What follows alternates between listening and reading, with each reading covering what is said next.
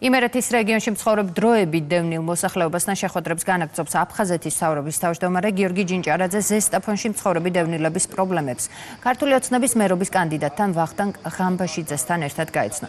ისაუბრა დევნილთა საჭიროებების დროული იდენტიფიცირებისა და მათი გადაჭრის გზებზე.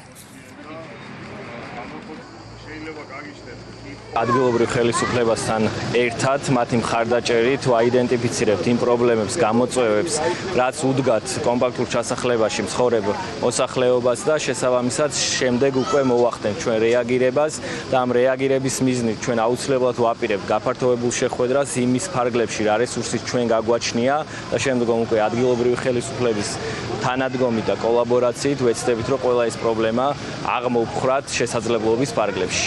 აფხაზეთის მთავრობის თავმჯდომარესთან ერთად ეს ვიმყოფებოდით დევნილთა დასახლებაში, სადაც წამოწეული იყო სხვადასხვა სახის პრობლემები და მსაჯვართ აფხაზეთის მთავრობასთან ერთად უმოკლეს პერიოდში მოხდეს აღნიშნული პრობლემების მოგვარება. ჩვენი პრობლემები გავაჟღერეთ, ძალიან მნიშვნელოვანი და რაც ძალიან გვიჭირდა, ეს არის სახურავის შეკეთება, მთლიანი გამოცვლა, შევკვირდნენ ამ პრობლემების აღმოფხვრას.